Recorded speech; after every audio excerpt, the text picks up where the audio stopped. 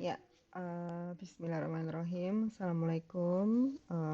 Sekarang kita akan membahas mengenai farmakoterapi penyakit kandungan karena bakteri. Nah, ini adalah farmakoterapi pada populasi khusus ya, yaitu pada pada wanita dengan penyakit kandungan karena bakteri. Nah, yang pertama itu adalah karena disebabkan oleh vulvovaginal candidiasis. Jadi ini sejenis jamur.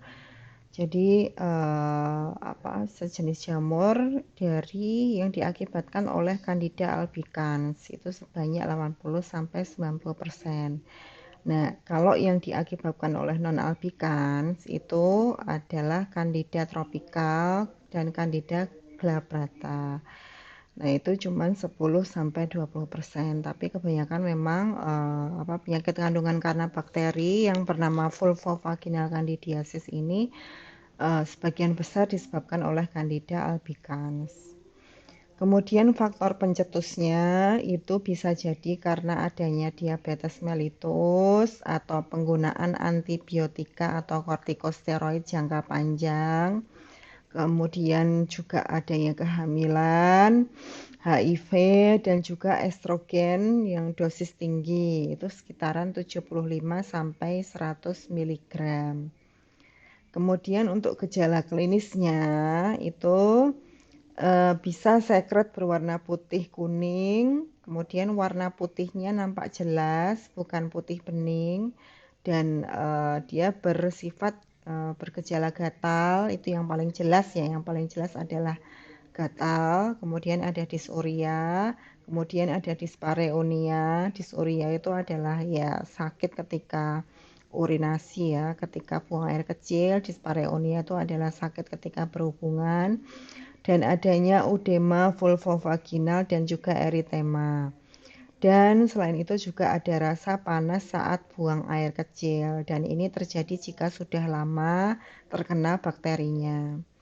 Kemudian hasil labnya adalah pH-nya normal, kurang dari 4,5 pada sekret.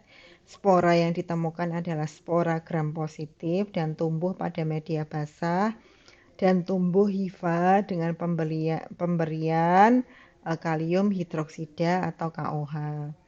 Kemudian untuk terapinya, kalau pada wanita yang tidak hamil itu terapinya dengan fluconazole 150 mg, oral 1 kali 1 sehari 1 tablet, dan miconazole 200 mg vaginal suppo 1 kali 1 selama 3 hari, dan miconazole 2% krim selama 7 hari, clotrimazole 1% krim intravaginal itu selama 1 kali 1 selama 3 hari, dan juga clotrimazole 100 mg vaginal tablet 1 kali 1 selama berapa ini? Selama 3 hari ya, selama 3 hari. Kemudian ini adalah terapi-terapi yang bisa dipilihkan untuk wanita yang tidak hamil yang terkena Candida albicans itu tadi. Nah, selain itu juga ada nystatin 100.000 vaginal tablet, kemudian 1 kali 1 sehari selama 7 hari. Kemudian ada kapsul serbuk asam borat, bisa jadi intravaginal 1 sampai 2 kali selama 2 minggu, dan alternatif lain bila obat yang lain itu menimbulkan efek samping obat, mual dan muntah. Nah, adapun untuk wanita yang hamil itu terapinya adalah topikal turunan azol intravaginal selama 7 sampai 10 hari, dan sebaiknya pasangan itu juga diberi agar tidak saling tular-menular. Kemudian yang kedua, itu penyakit kandungan karena bakteri itu adalah jenis penyakit bakterial vaginosis, dan itu patogenesisnya disebabkan oleh Gardnerella vaginalis atau bisa juga disebabkan Mobilongus species, Mycoplasma hominis, dan juga bakteri anaerob gram negatif. Nah, untuk faktor pencetusnya itu karena bisa jadi berganti pasangan atau penggunaan IUD yang tidak terkontrol. Jadi yang pakai IUD itu harus sering-sering kontrol. Dan penggunaan Dodge atau pembersih wanita. Untuk gejala klinisnya itu sekretnya berwarna abu-abu hingga putih dan menimbulkan bau yang menyengat atau khas.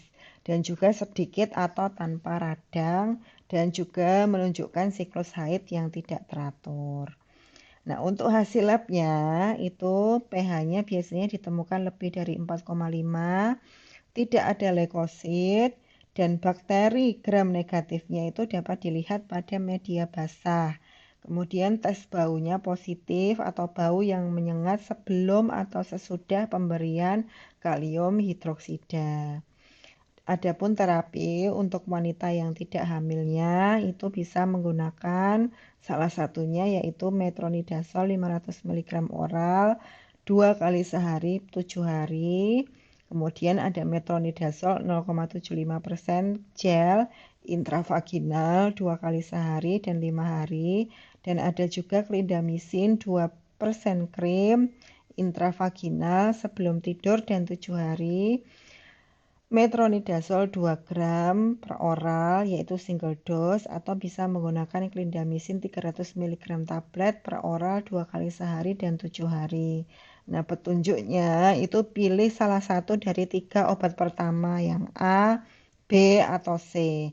Nah, jika tidak bisa baru pilih obat yang D dan E. Gitu ya. Jadi itu ada first line terapinya metronidazol, clindamycin, kemudian setelah itu bisa dosis yang lain. Kemudian untuk wanita hamil, nah wanita hamil itu nanti terapinya bisa menggunakan metronidazol 250 mg oral 2 kali sehari selama 7 hari dan bisa menggunakan metronidazol 2 gram oral single dose dan bisa menggunakan clindamycin 300 mg tablet oral 2 kali sehari selama 7 hari dan menggunakan metronidazol 0,75% gel intravaginal 2 kali sehari selama 5 hari. Nah, kemudian yang ketiga itu adalah trichomoniasis, yaitu patogenisnya disebabkan oleh Trichomonas vaginalis. Untuk faktor pencetusnya yaitu kontak hubungan seks dan bisa juga karena adanya kehamilan itu juga bisa menyebabkan terjadinya Trichomonas ini. Untuk gejala klinisnya itu rata-rata sama ya, infeksi bakterinya itu adalah sekret berwarna kuning hingga hijau, gatal sekali sampai terasa sakit dan panas pada vagina, dispareunia, eritema, dan radang pada vagina, serta tampak noda warna merah atau stroberi saat sekretnya itu diambil. Kemudian hasil labnya itu biasanya menunjukkan ada pH 5-6 dan ditemukan adanya leukosit untuk Trichomonas ini dan mikrobanya tumbuh pada media basah. Jadi pemeriksaannya dengan apus vagina lalu diambil sekretnya dan dilakukan pemeriksaan dalam.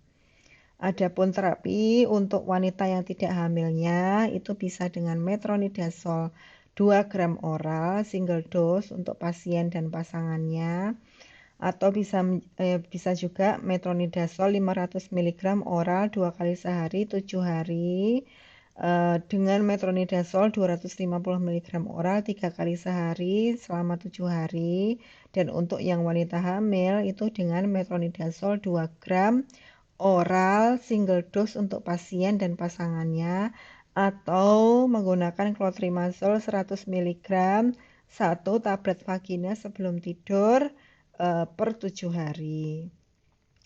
Nah, untuk pharmaceutical care-nya itu adalah dimonitoring, kemudian dievaluasi bagaimana perkembangan penyakitnya, kemudian bagaimana perkembangan gejalanya, apakah membaik atau tidak.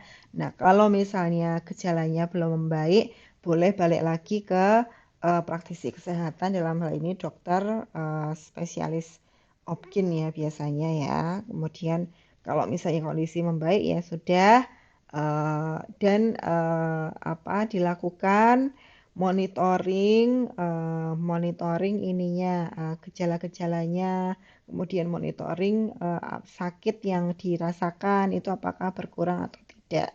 Nah, kalau tidak ya pergi ke dokter lagi, kemudian nanti bisa mendapatkan alternatif-alternatif obat yang second line terapi.